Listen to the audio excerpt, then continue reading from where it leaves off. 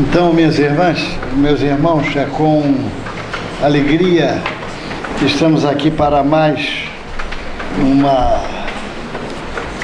um estudo, né, que a casa oferece nessas noites de terça-feira. E o tema de hoje fala sobre a questão da obediência e da resignação, que é um tema que a gente precisa refletir em razão dos dias atuais, daquilo que a gente vê todos os dias, a todo momento praticamente, dentro da nossa casa, através da mídia, não é? Através das informações, muita violência, muito desatino, mas não podemos ficar presos a essa situação, porque, como disse o espírito de Inácio Bittencourt, Jesus está no leme, não podemos perder essa ideia. Então, no Evangelho, fala que obediência é o consentimento da razão, e a resignação é o consentimento do coração. Está lá no Evangelho. Então é preciso coragem moral, sobretudo, para nós demonstrarmos, testemunharmos a resignação e a obediência, muitas vezes nos dias de hoje. E é claro que a criatura resignada, ela não será uma criatura passiva no sentido menor do termo, né?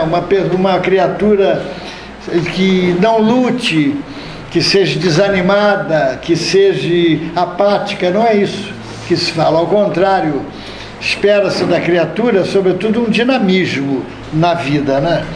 Mas existe uma diferença entre conformismo e conformação.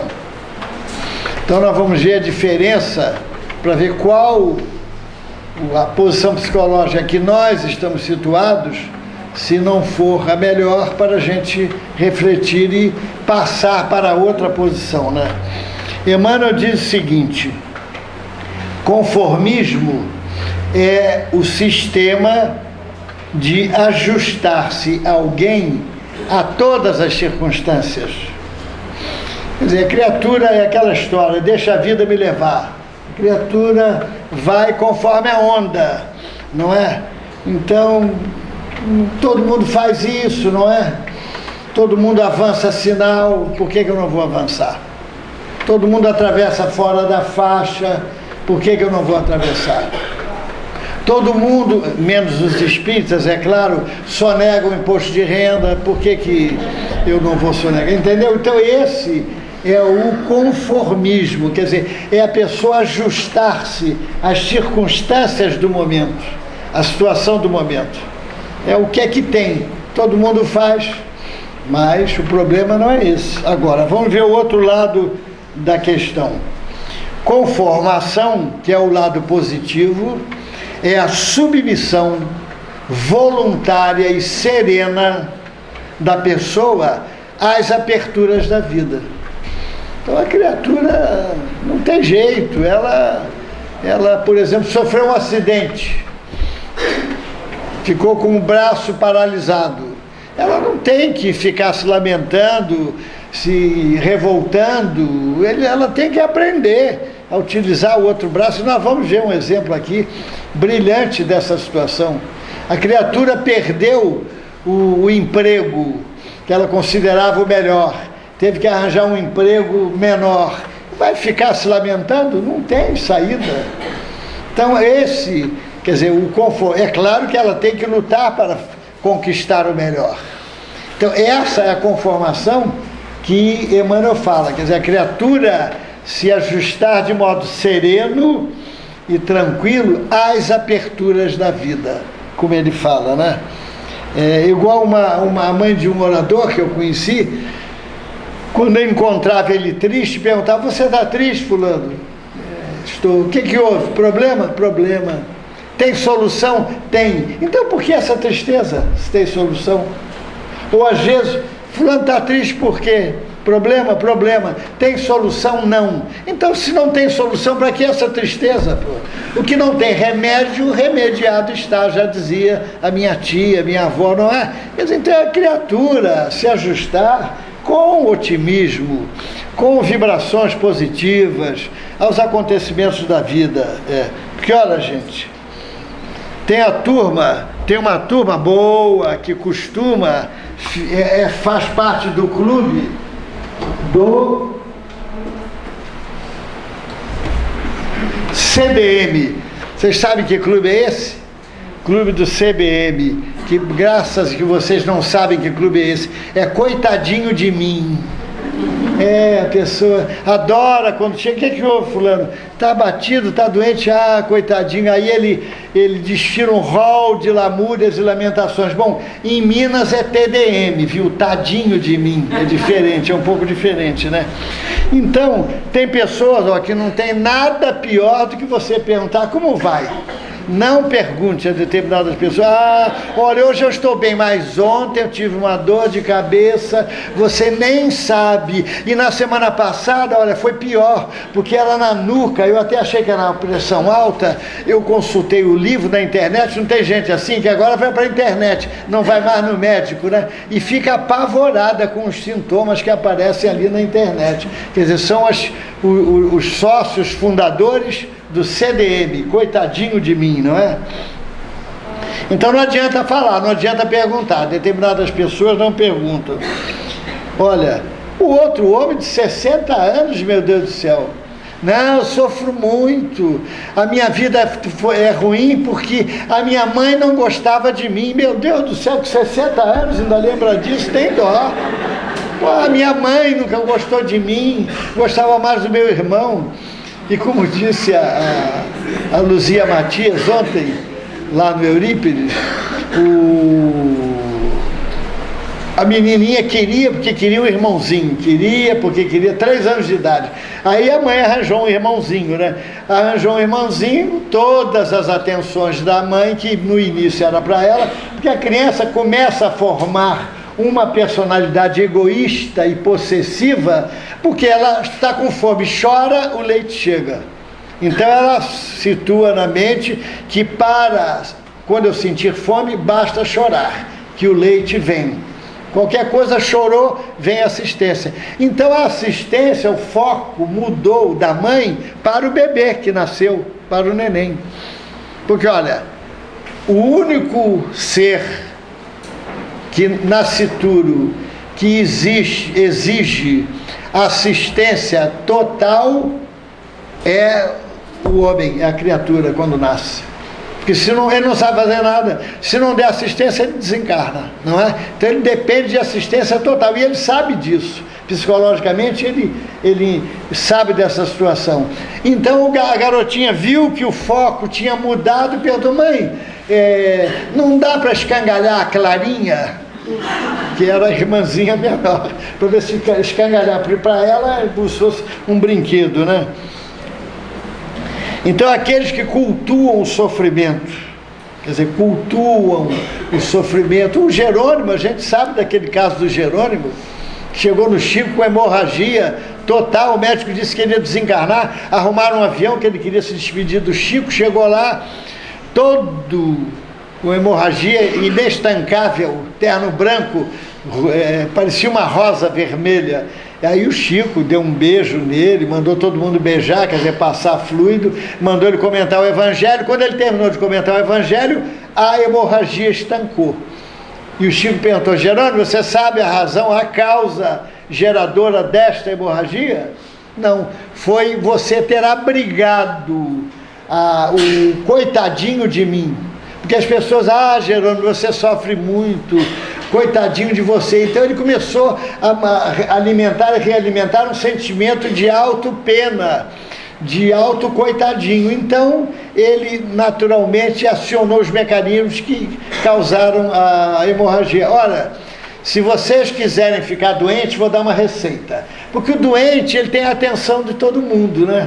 A pessoa doente não é, tem atenção, e tem gente que quer ficar doente para receber a atenção de todo mundo. Quem desejar ficar doente, aqui tem uma receita, viu? Eu vou dizer agora, cultivar sistematicamente mágoa, ressentimento e tristeza. É uma maravilha. Daqui a um mês está doente, tem uma doença tranquila. Quem quiser pode cultivar, não é o Flávio? O Flávio sabe disso, né? Quer dizer, não é que ele tenha feito isso, é porque ele leu sobre isso. É isso, né? Então, gente, são os masoquistas da vida. Então, perante Jesus, continua Emmanuel, os conformados são fiéis às disciplinas que o mestre lhes aconselha. Os conformistas, porém, adaptam-se mecanicamente às convenções e ilusões que lubrificam os mecanismos das conveniências humanas. É a diferença entre um e outro. Então, olha, João Custódio Machado, humilde trabalhador espírita de Tupaciguara, em Minas, vivia atado a uma cadeira de rodas e os parentes colocavam ele à tardinha na frente da casa, da calçada, para ele apanhar um sol, olhar. Ele estava preocupado na fundação do ginásio Esperança, lá na cidade. Então ele estava ali preocupado, pensando como ele ia arrumar os donativos, quando passou um bêbado, olhou para ele, tirou uma cédula monetária do bolso de pequeno valor e entregou e disse: toma, seu enfermo infeliz. Ele pegou aquele dinheiro e ia devolver, mas depois não, o acaso não existe. Se ele fez isso, olha só, alguma razão tem. Ele agradeceu e disse, comovido: Deus lhe pague. O bêbado, opa, tem alguma coisa aí diferente. Olha, é o primeiro infeliz que me fala desse jeito, viu? Pegou outra nota e deu para ele, tirou do bolso e deu. Então ele disse: olha, eu sou assim, enfermo, mas não sou infeliz. Ao contrário, eu sou feliz graças a Deus. Eu estou assim é porque eu mereço. E eu sou feliz porque eu sou espírita. Aí o homem parou e, ainda daquele jeito, apoiando-se na parede, escutou o Joãozinho, como ele era conhecido, né, falar sobre as excelências da doutrina espírita, do conforto que dava, da resignação, aquilo tudo, e convidou o homem para que voltasse no dia seguinte para conversarem. Então o homem voltou, para a surpresa de Joãozinho. Voltou, ele leu o Livro dos Espíritos para o homem, aquilo tudo, convidou o homem para ir para o centro espírita, e ele tornou-se praticamente um braço direito do Joãozinho na obra que ele fazia. Então vejam a importância também da palavra, de usar a palavra certa, né? No momento, e o espírito tem que valorizar a palavra, porque, gente, não, do nada, às vezes, principalmente os casais, quando convivem muito tempo, porque viver todos vivem, agora conviver é uma arte. Então o casal estava assistindo uma palestra espíritas e ele era pintor, e o orador falou que tinha feito um retrato a óleo da esposa querida dele, aquilo tudo. Aí a esposa: olha, tá vendo? Ele fez um retrato da esposa dele, você não fez nada para mim, né? Aí ele, sem olhar para ela, falou: não, mas ele fez porque ela merece. Quer dizer, então não é usar essas palavras, né? Por quê? Não é assim que a gente chega lá, né? Então, segundo Provine, as pessoas que falam muito riem 46% mais do que os mais calados. Então daqui em diante eu vou passar a falar mais, viu, Rita? Para ver se eu rio mais, porque o riso é importante para a saúde, não é? Por isso é que as mulheres que riem 20% mais do que os homens, normalmente as mulheres têm um riso solto, né? Frouxo, né? Então vivem 20% mais do que os homens. E eu estava atendendo lá no atendimento fraterno uma senhora, e olha, não, eu vou me separar dele, e eu fazendo tudo para ver se ela não se separava, vou me separar daquele traste, e eu comecei a perguntar: mas vem cá, ele tem outra criatura? Não tem. Mas vem cá, ele bebe? Não, não bebe, ele é abstêmio. Ele chega tarde em casa? Não, não chega tarde em casa. O dinheiro, o que ele faz com o dinheiro? Não, o dinheiro é todo aqui em casa. Eu pensei, meu Deus do céu, já que o Reinaldo não está aqui, eu digo, é o marido que eu sonhei para minha filha. Não falem isso para ele não, viu? Mas então, gente, no final... ela disse assim, olha, eu vou me separar daquele traste de qualquer maneira. Então eu digo, minha senhora, tenha esperança, foi o que me veio à mente. Tenha esperança, não perca as esperanças. As mulheres vivem mais tempo do que os homens, segundo as estatísticas. Ela saiu com um brilho diferente no olhar, não sei porquê, mas um brilho diferente no olhar, viu? Então, segundo as estatísticas, elas vivem mais tempo do que os homens, não é? Então, gente, a paciência é a mais poderosa força para conseguir-se a tolerância, a maior autoridade para conservar, disse essa de Queiroz Espírito. Então, os benfeitores espirituais costumam assinalar que o imediatismo de viver é um dos maiores entraves ao progresso espiritual. Quem se envolve em demasia com as questões materiais da existência é possuído em vez de possuir. É o imediatismo, é viver o imediato. E no livro Paz e Renovação, agora eu cito os livros, principalmente do Chico, porque eles estão, para muita gente, eles estão em desuso, né? Então eu cito. No livro Paz e Renovação, que deve ter aqui, a Sandra deve estar vendendo, Emmanuel fala que da mesma forma que existem criaturas com o organismo predisposto a determinadas doenças, existem criaturas também psicologicamente predispostas à influência espiritual negativa, à obsessão. E tem inclinações, são uma porta aberta para as influenciações espirituais negativas, que não nos servem. Então, aquilo que nós falamos, olha, guardar mágoas, ressentimentos, não somente traz doenças físicas, como também traz acompanhamentos espirituais indesejáveis, por largo tempo, não é? Ansiedades, temores repetidos, é chamar para si entidades ignorantes ainda presas ao mundo material. Porque se são 22 bilhões e nós somos 7 bilhões, o mundo espiritual é aqui. Só que nós estamos encarnados, mas o mundo espiritual é aqui também.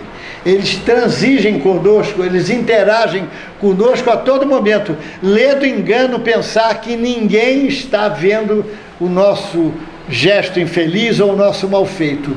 Todos estão vendo, porque o plano espiritual vê, não é?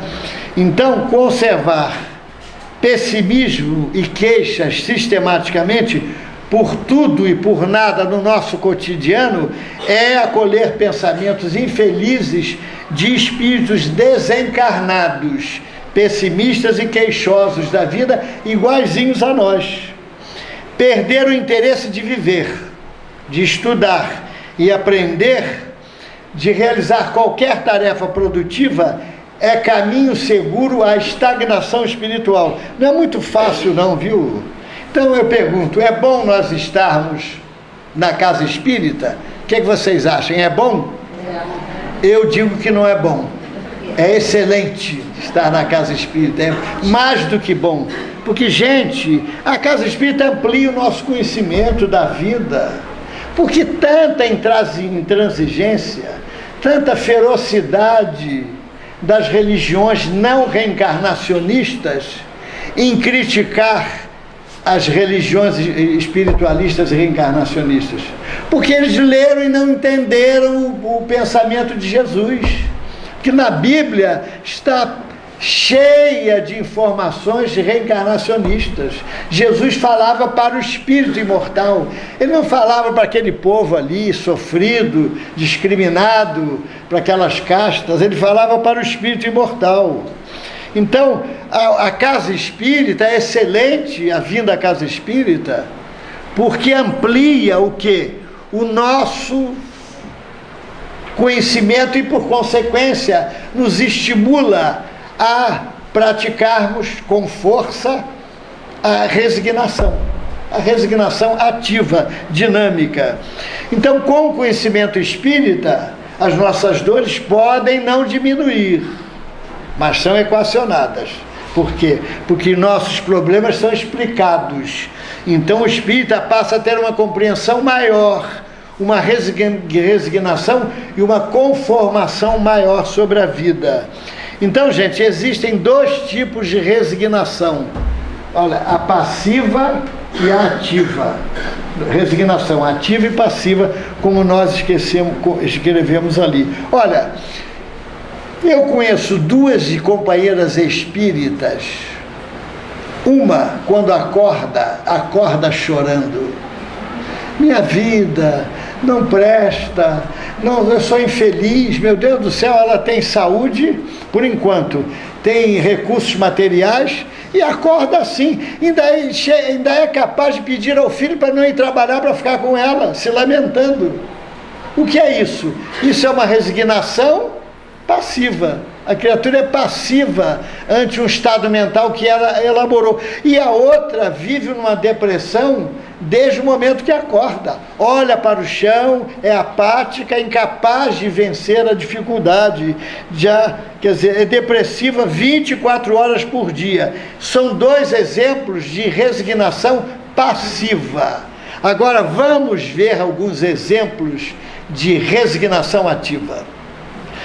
O criador da cerâmica, Bernard Palissy, ele jogou os móveis da sala no forno para atingir o grau de calor que necessitava para atingir o que precisava para a cerâmica. Então, gente, é uma resignação ativa, não é? Ele fez tudo.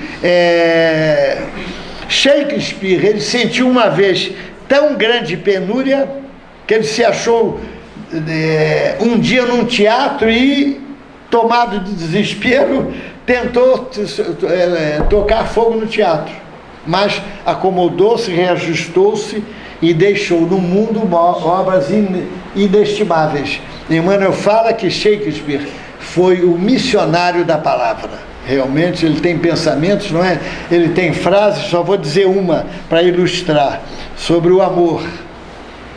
Conservar algo que possa recordar-te seria admitir que eu pudesse esquecer-te. Olha que beleza, né? Que ângulo que ele viu do amor, né? Vitor Hugo esteve exilado durante 18 anos, todavia nunca abandonou o trabalho. E depois o corpo físico no solo da sua pátria, sob a admiração do mundo inteiro. O que é isso, gente? É a resignação ativa. Não desesperou-se, não partiu para a violência. Olha, não precisa mais nada. Kardec, Chico Xavier, Dr. Bezerra de Menezes passaram por testemunhos ásperos, mas todos eles, no entanto, seguiram em frente e eram de uma resignação ativa, tranquila. O outro ângulo da resignação passiva, não tem jeito, aliás, é muito comum nas religiões tradicionalistas. Não, aconteceu porque Deus quis, não tem jeito, não adianta espernear, não adianta sair, não adianta tentar mudar, foi Deus que quis. Não é assim que acontece. Tem alguma razão, não é? Quer dizer, não é a resignação forçada, junto com a resignação passiva. É a resignação que a pessoa aceita porque não tem jeito, não tem saída. É imposta. Já o Espiritismo, o conhecimento espírita, nos impõe a resignação ativa, porque o que acontece tem explicação. Então a criatura se sente encorajada para enfrentar a luta. Não tem cura, pode ser expiação. Não tem cura, mas tem tratamento. É diferente. E o cuidado do tratamento, o que é que ele faz? Ele suaviza, ele ameniza as nossas dores. Tem pessoas, por exemplo, que dizem: eu tenho fé, mas é uma fé esquisita. Eu tenho fé que o fulano e a sua família toda vão pagar o que eles me fizeram. Isso não é fé, gente, isso é praga. Não é fé. Não é? Então a doutrina nos dá a convicção de que se nossos entes queridos partirem, nós teremos as lágrimas da saudade, sofrida, é claro, mas não incompreendida, doída, mas não inconformada. É resignação ativa, sabendo, porque a gente vive, olha só, quem acredita na vida depois da morte, permaneça sentado. Quem acredita na vida antes da morte, permaneça sentado. Sabe qual é o problema, gente? É que a gente acredita na vida, mas faz duas vidas diferentes. Nós vivemos aqui como se fosse uma vida só. Então morre um parente, é um desespero. Parece que o mundo acabou. Parece que é trágico. Não, acabou nada, gente. Ele foi na frente. A pessoa pode chorar, a lágrima da saudade e não inconformada, mas a lágrima serena, confiante, claro, a saudade é natural, mas gente, então a gente vive aqui como se nós não fôssemos espíritos, como se a vida principal não fosse a vida espiritual. A vida na carne é transitória. Então o que Emmanuel diz? Que nós vivemos como se fôssemos senhores do tempo. Não, nós somos depositários do tempo, né? Então o entendimento espírita nos ensina que não basta pedir, é preciso fazer, não é? Olha, tem espíritas que são iguais às formigas. Não, o padre Antônio Vieira diz o seguinte, que os falsos amigos são iguais às formigas, que não procuram celeiros vazios. E tem gente que vai ao centro espírita desde que o centro espírita ofereça alguma coisa. Se não oferecer, olha, eu conheci uma senhora que veio da Zona Sul para um centro de Umbanda, chegou às 9 da manhã, 9 da noite continuava lá. Quer dizer, ela foi para receber alguma coisa. Ela não foi para aprender, para doar. Foi com o objetivo de receber. Então, olha, gente, eu fico vendo o desempenho, a ação das torcidas de futebol. Vocês já repararam? Jogo lá no Acre, tu vai ver, por exemplo, o flamenguista pulando lá com a camisa que veio do Rio para lá. Ainda falam, não, eu larguei o trabalho, empenhei minhas férias para vir para cá. Todas as torcidas. Gente, isso é a paixão. Está lá, ele direcionou a paixão para aquilo. Vocês já imaginaram quando os espíritas direcionarem a paixão para o serviço, para a doutrina espírita? Ninguém vai nos segurar, os espíritas vão longe. O dia que nós direcionarmos, tivermos um pouquinho da paixão que tem os torcedores de futebol. Eu estava pensando nisso outro dia, mas eles fazem qualquer coisa em viagem. É a paixão, é um sentimento que existe. O dia que nós aqui, gente, o espírita, está chovendo, não vai. O ventilador não está funcionando, não vou. E hoje com a internet, né, daqui a pouco o passe vai ser virtual. Porque não precisa ir ao centro, não. Eu vi pela internet, igual uma amiga que disse, né?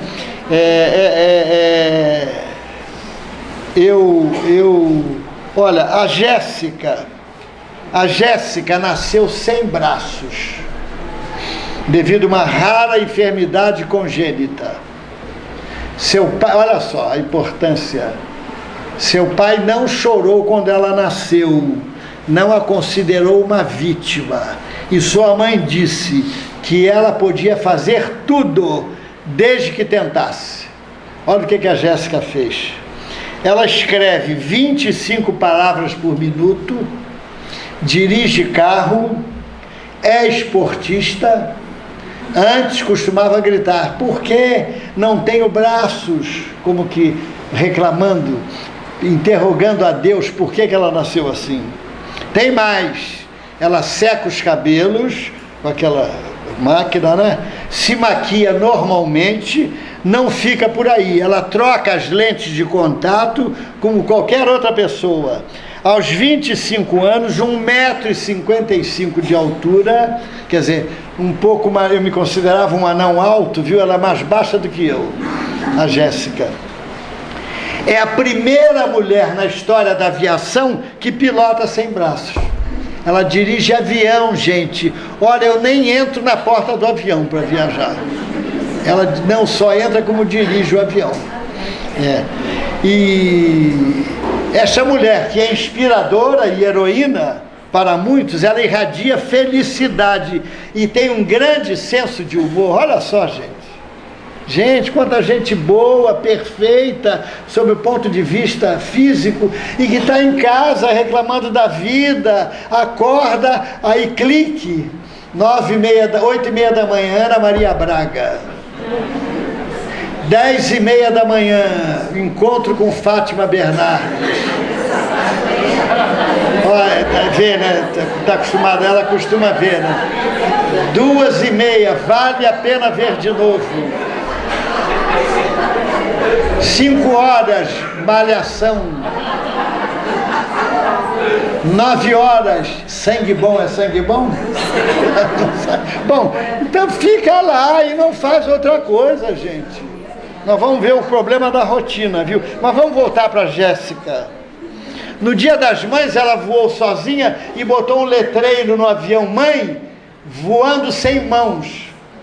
Exclamação. Ela botou no letreiro uma faixa para que a mãe visse, toda orgulhosa. No seu currículo tem 130 horas de voo, sozinha, e costuma dizer: o medo pode basear-se no desconhecimento. Por isso, gente, que o espírita não tem medo. Espírita não tem medo de morrer. Não é isso? Vocês concordam? Não tem medo de morrer. O espírita tem vergonha de chegar lá com a mala vazia, não é, Flávio? Ele tem vergonha de chegar lá com a mala vazia, já imaginaram? Olha, a Jéssica é oradora motivacional, espera casar-se, ter filhos, e ela disse com bom humor: sei que é difícil ter uma família, mas serei uma boa mãe. E ela fala entre risos: difícil vai ser para o pretendente pedir minha mão aos meus pais e saber onde vai colocar a aliança. Então, gente, não tem braços a Jéssica, não ficou se lamentando. Quanta gente, as mãos, quanta coisa a gente pode fazer com as mãos, não é? Nós podemos fazer uma sopa para ser distribuído no sábado aqui, nós podemos ir no mercado comprar os legumes para trazer para a sopa, não é? E nós podemos distribuir. A gente descobre, olha, personalidades as mais diferentes. Eu estava distribuindo a sopa lá naquela praça na rua da Avenida Graça Aranha, um rapaz sério falou assim: escuta, não tem leite de cabra? Que a gente leva leite, né? Eu digo: olha, hoje não tem, está em falta, mas sábado que vem você vem aqui e vai ter leite de cabra. E eu vou levar um potinho de leite de cabra para ele, se ele aparecer lá ele toma, senão eu não tomo, tem muita gordura, mas dou para alguém mais moço que possa tomar. Então a gente vê cada uma, gente, a gente aprende as lições, conhece a alma humana, nós conhecemos a alma humana no atendimento fraterno, não há nada melhor do que o atendimento fraterno para a gente aprender. O homem foi para o atendimento fraterno, falou 30 minutos sem deixar que o trabalhador falasse. Falou os 30 minutos, quando ia respirar, tomar ar, aí o atendente, quando ia falar, ele levantou-se, bateu no braço dele e disse: olha, gostei muito das suas palavras, me ajudaram muito. E saiu, foi embora. E não disse uma palavra o atendente. É assim mesmo, viu? Não tenho braços, disse a Jéssica, mas não é isso que determina até onde eu posso chegar. O ser humano precisa ter momentos baixos na vida para sentir ainda mais fortes os momentos emocionantes. Quanto maior for a dificuldade, maior será a glória. Então, gente, o trágico não é morrer. Vocês acham que a morte não tem o endereço da gente? ela é certinha, o computador da morte tem o endereço de todo mundo e não erra, não falha, não falha. Então não adianta a gente tentar lutar contra ela. Quando ela chegar, vamos dar boa noite, tudo bem, vai me levando devagarzinho, já sei que é minha hora e vamos em frente, tocar a vida, né? Se a gente olhar o Evangelho, a gente vai ver que a vida é transitória, aqui é passageira. E é uma espécie de morte, se comparada ao esplendor e atividade da outra vida. O Gerando Mendonça, que viveu numa cama paralítico, não sei quantos anos, o Chico falou que 14 horas depois de desencarnado, ele se assenhoreou de todas as faculdades do espírito que ele já podia ter, todas, quer dizer, não tem aquela perturbação depois da morte que Kardec fala, e no homem de bem é uma perturbação serena, tranquila, é uma readaptação ao mundo espiritual. No culpado é que ela é perturbadora, ansiosa. Então 14 horas depois ele já estava em plenitude do espírito, mas teve a resignação ativa quando esteve na carne. Quando o médico arrancou as 10 unhas dos pés, porque estavam encravadas, não arrancou mais porque não tinha, arrancou somente 10. Ele pensou que aquele fosse o último sofrimento da vida dele. Mas aí chegou um ônibus carregado de espírita. E espírita fala e não quer saber se o outro está mal ou não. Pararam com o ônibus e fazendo perguntas ao Jerônimo, e ele respondendo, e com a dor de unha encravada é uma dor fina. Quem teve sabe disso. E quando ele pensou que o sofrimento tinha acabado, pediram a ele para cantar. Então ele disse, olha, quando eu achei que aquela dor do médico tirar as unhas foi o máximo, mas quando os espíritas chegaram, eu vi que tinha uma dor maior, que era ficar ali com aquela dor atendendo a eles. Mas quando me pediram para cantar, aí não, aí eu vi que aquela era a dor maior, com o maior bom humor, não é? Então, gente, tem gente que vive uma vida de morto aqui. Ele está vivo porque ainda não desencarnou, porque a vida dele é de morto. E tem gente que está vivo do lado de lá, mas vive como morto, porque vive uma vida completamente negativa, passiva, não faz nada, continua morto do lado de lá. É igual a outra, que eu tenho uma saudade do meu marido, uma saudade, você não queria vê-lo, não quer vê-lo numa reunião, não, ele agora é assombração, não é mais o meu marido. Quer dizer, enquanto vivo ao teu lado, chamava-me doce amor, agora desencarnado, não passo de obsessor. Quer dizer, bastou desencarnar para mudar, né?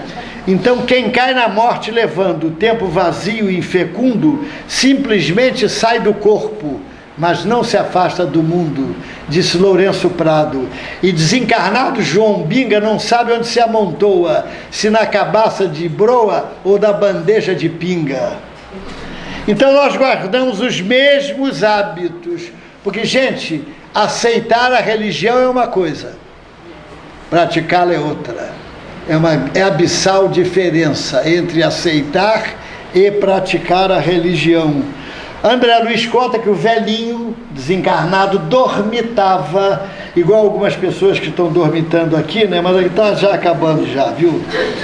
Nem contando é coisa, o povo... eu estava numa palestra, metade cochilava e a outra metade fazia força para não cochilar, né? E era um tema profundo, eu tentava desdobrar o maço, pesquisei aquilo tudo, a salvação foi uma barata voadora. Quando entrou no salão, olha, eu não sei por que mulher tem tanto medo de barata, não consigo entender. Olha, entrou uma barata voadora lá no centro, a Mary, a Sônia conheceu, Rita, era médium, estava incorporada. Quando entrou a barata, ela foi mais forte que o espírito, saiu porta fora, não, mas eu não tenho medo, não, mas eu tenho, você não tem, mas eu tenho, não, mas eu não tenho medo de barata, eu estou desencarnado, não, mas eu tenho, quase que desestabilizou a reunião mediúnica, uma barata. Então eu vou comprar aquela barata mecânica e vou botar no bolso, quando eu ver que a maioria está dormindo, eu vou soltar lá. É uma forma, né? Então... Mas tem uns que tem medo de camundongo também. Não, é melhor não tocar nesse assunto. Morcego, olha, eu vou confessar, envergonhado, já que ela falou, sou obrigado a confessar. Eu estava em casa quando entrou um morcego e deu uma rasante sobre mim e passou pela porta da cozinha. Eu falei, Marlene, um morcego, e fechei a porta da cozinha. Ela reclamou depois comigo, mas aí a gente vai acostumando. Morcego, eu tenho o maior. Não é uma coisa esquisita com morcego, entendeu? Principalmente se for morcego vampiro. Eu acho que eu tenho muita sensibilidade, eu acho que deve ser isso. Eu sou muito sensível, entendeu? Bom, voltando ao assunto. Então o velhinho dormitava na cadeira de balanço desencarnado. Então André Luiz perguntou, sem tirar fome? Sem tirar sono? Terá sensações fisiológicas de quando encarnado? Olha só, gente. Sim, respondeu o mentor. A natureza não dá saltos. Então, gente, olha, quem tem muita gula, quem tem muita avidez, muitas paixões, muitos vícios, vai dando jeito. Ciúme, quem tem muito ciúme da mulher ou vice-versa, vai dando um jeito, porque vai continuar do lado de lá. E do lado de lá, as penas e os gozos que o espírito sente são 1000 vezes mais intensos do que da carne. Está lá no Livro dos Espíritos, não me lembro qual é o número da pergunta, leiam o livro todo que vão encontrar. Qual é a pergunta?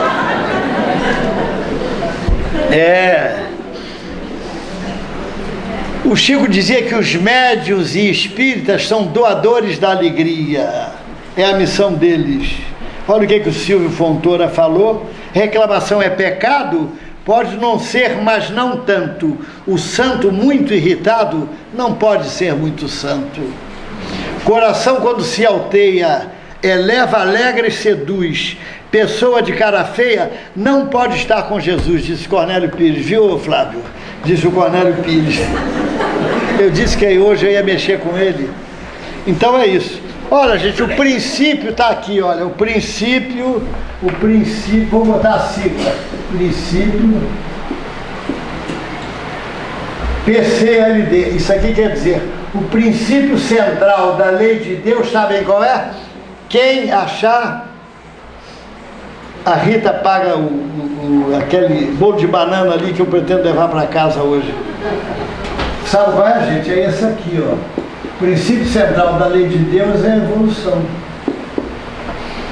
O princípio central da lei de Deus é a evolução. Então, gente, quem para no tempo e no espaço, quem não quer aprender, quem não quer melhorar, quem não quer dominar sentimentos negativos, aquilo tudo, está estagnado em termos de evolução.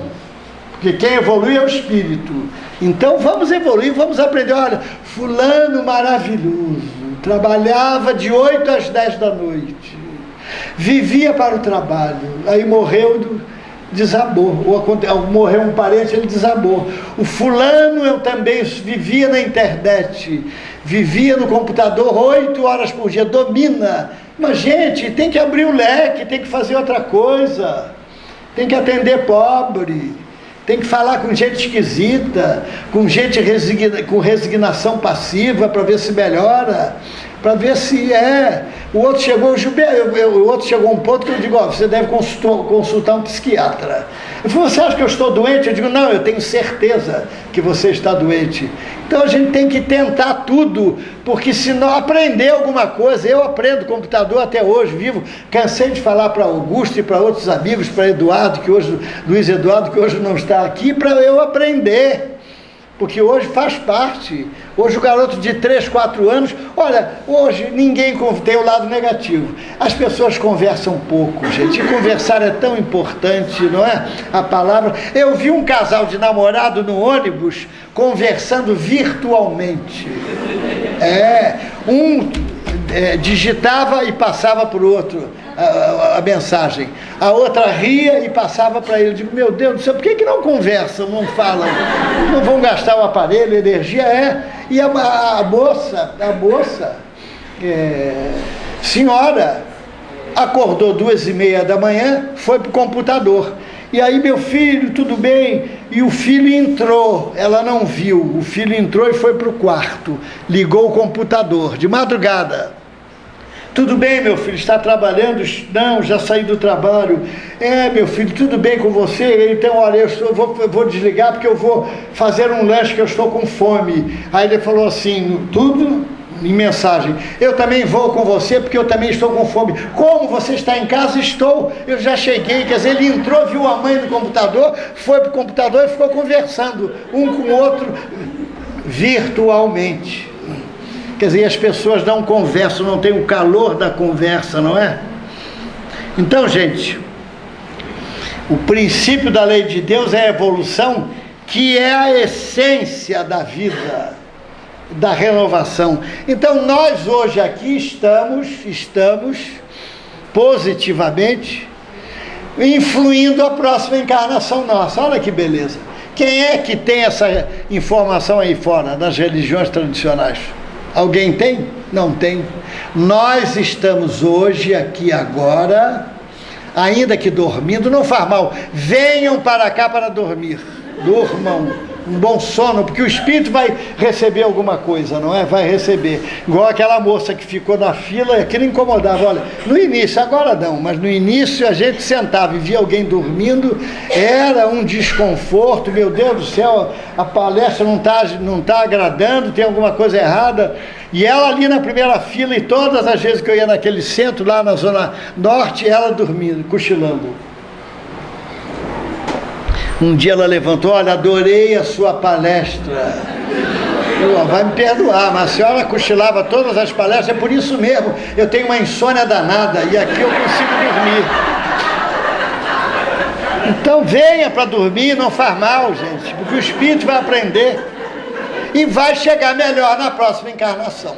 Olha só, já vai nascer, gente, olha, uma garota, filha de um amigo meu, com 12 anos de idade, sem nunca ter conversado com o pai e a mãe, e os irmãos barbados de 30 anos, 20 anos, nem falam e não acreditam em espiritismo e reencarnação. Ela, com 12 anos, o pai um dia perguntou a ela, do nada, qual a religião que ela iria ter. Ela falou, espírita. Eu serei espírita quando crescer.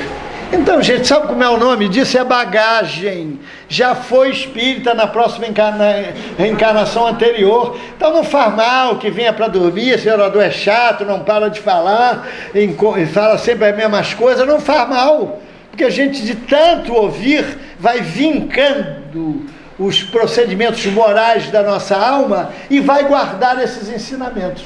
E vai ter memória boa, não é? Tem gente que tem, o Gilson tem memória boa, fala aqueles sonetos, aquilo tudo, né? Tem gente que não lembra nem o que comeu no almoço, às 6 horas da tarde, né? Tem espírito que renasce sem a intenção de progredir. Ele quer vir para aqui para a vida levar ele, deixa a vida de levar. É espírito preguiçoso ainda, que gosta de uma poltrona macia, do encosto, aquilo tudo. É preso à rotina diária. Gente, a encarnação é muito curta para a gente jogar fora.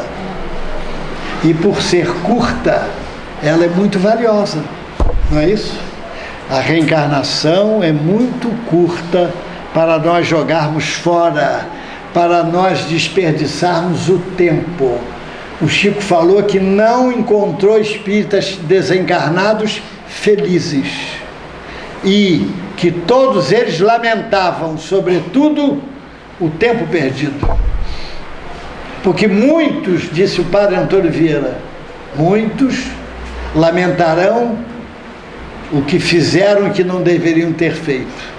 Muitos. Agora todos, sem exceção, lamentarão o tempo perdido, aquilo que poderiam fazer e não fizeram. Então vamos aproveitar o tempo, não importa se é de manhã, se é de tarde. Olha, eu vou para o centro de ônibus às vezes, e se 5 horas da tarde não está dando para chegar lá, porque o trânsito está esquisito, né? Eu saio às 4, porque a oportunidade de quem é minha. A oportunidade de fazer a palestra de vício é minha. Ir ao Barra Shopping, fazer a palestra da rádio, é minha. Então eu faço das tripas coração muitas vezes, porque eu sei o meu... Olha, o dirigente espírita, podem ter certeza disso, orem por eles, viu? Pela Yara, Sônia, Rita, Sandra, o povo daqui. Porque dirigente espírita é necessitado, é endividado. É espírito com dívida. Porque ele quer passar o cargo, ninguém quer. Ele tem que ficar. Igual aquele dirigente, o presidente do centro, chegou para o guia e falou: olha, eu sou um presidente imperfeito, cheio de problema, não dá para o senhor arranjar outro não? Eu digo: olha, o guia, né? Não está dando não, mas faz o seguinte, eu também sou um guia que não sou dos melhores, então enquanto a gente não arranja nem um presidente novo, nem um guia novo, você vai ficando por aí, eu vou ficando por aqui e trabalhando. Então é isso que a gente tem que fazer, não é, Sônia? Não importa. Olha, 2 são os fatores que nos empurram para a inação espiritual: a rotina, que é a ferrugem das ideias, segundo Emmanuel, e a indiferença. Não há nada pior do que a pessoa ser indiferente aos acontecimentos da vida, indiferente a ajudar, a fazer uma coisa. Eu estava no supermercado, entrou um senhor de seus 80 anos, pegou uma pilha, isso estava cheio, aí só pegou a pilha, e eu tenho esse hábito. Eu digo: ó, você era uma senhora, tinham 3 senhoras, 3 mulheres atrás.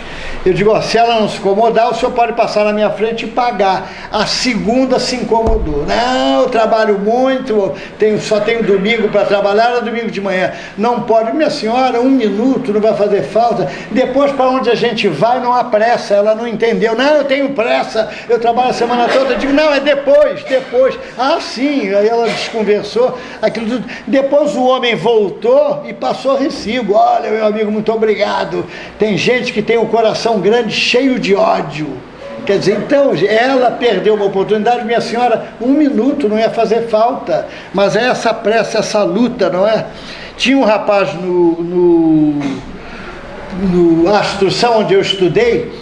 Ele tinha alguns problemas, aquilo tudo, e a gente, quando era uma rampa e o ponto do bonde era perto, né? Então, quando a gente saía, que ele descia junto, a gente dizia: fulano, olha o bonde. Ah, obrigado. Ele ia correndo, pegava o bonde. Quando chegava lá na frente, ele saltava e vinha reclamar com a gente, que ele ia atravessar para comprar cigarro, e a gente induziu ele a pegar o bonde.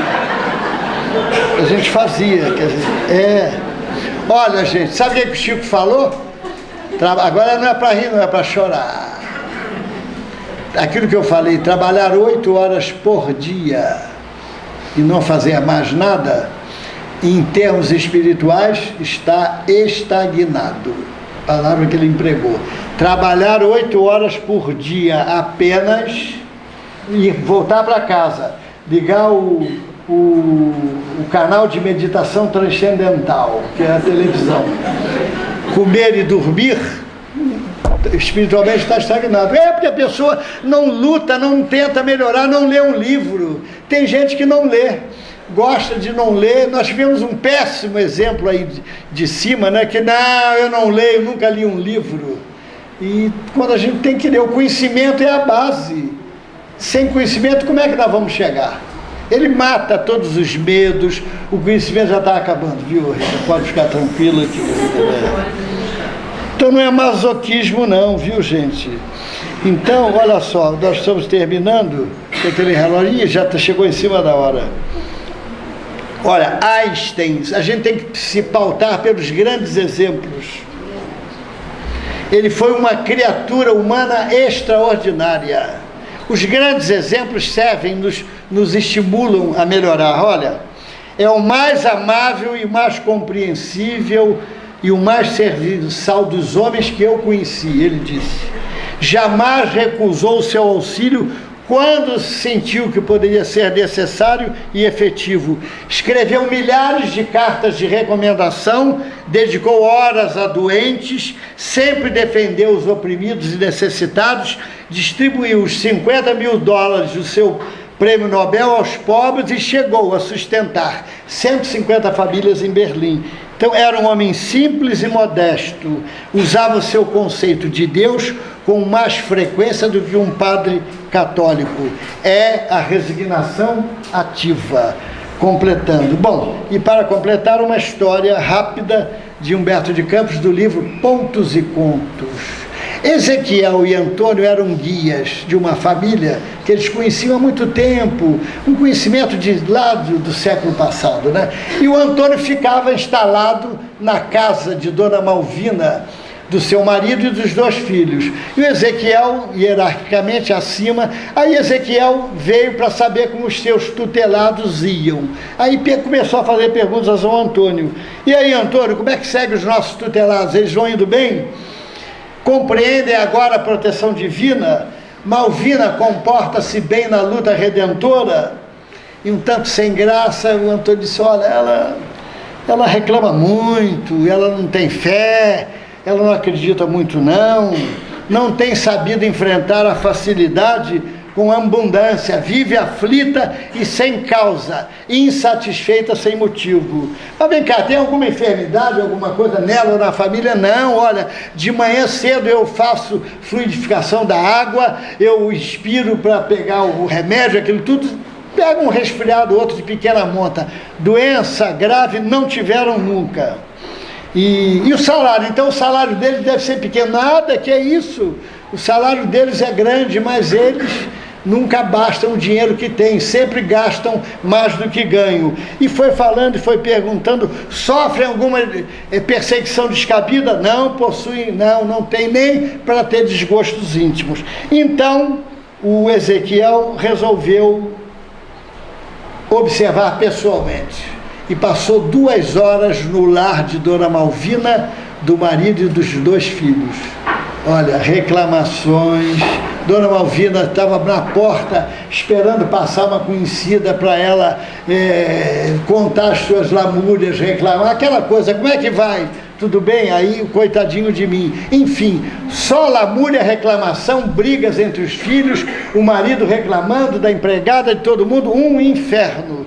Aí o Ezequiel tomou a medida, olha, a benefício de todos, já que os nossos amigos não dispõem de suficiente educação, ficarão sozinhos por 30 dias. Aí o Antônio, mas como deixá-los sozinhos do jeito que eles estão?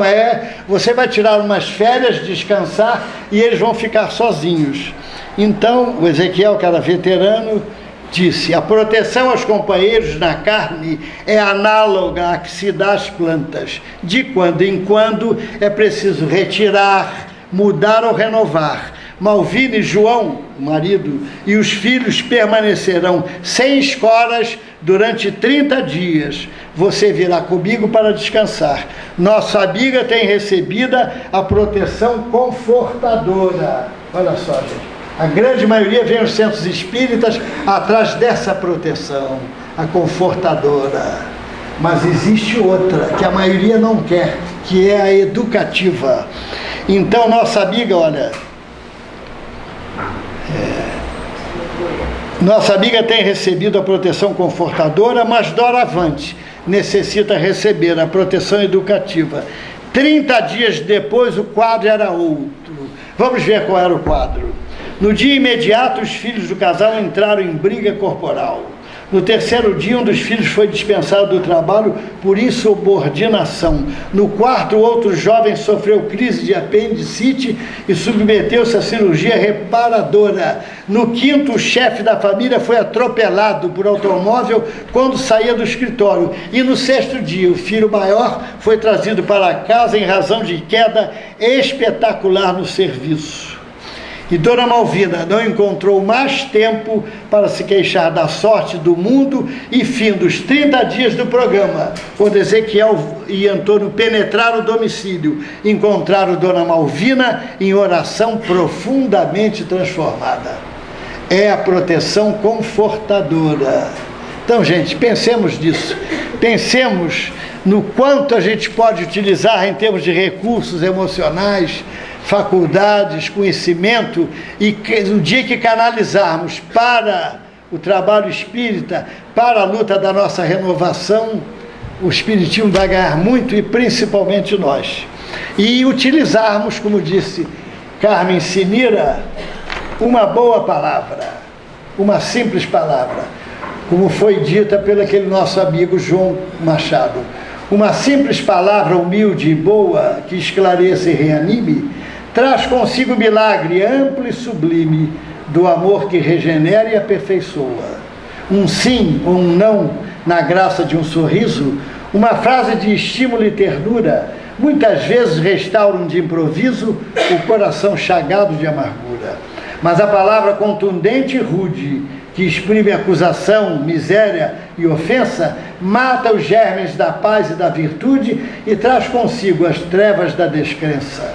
Frequentemente, o golpe inesperado do mal escuro que nos dilacera procede do veneno disfarçado na língua que vergasta ou desespera. Bendita a frase calma e enobrecida, bendito o verbo doce, amigo e forte. Uma simples palavra traz a vida, uma simples palavra traz a morte. Muito obrigado a todos pela paciência, pela boa vontade. Uma noite de paz a todos.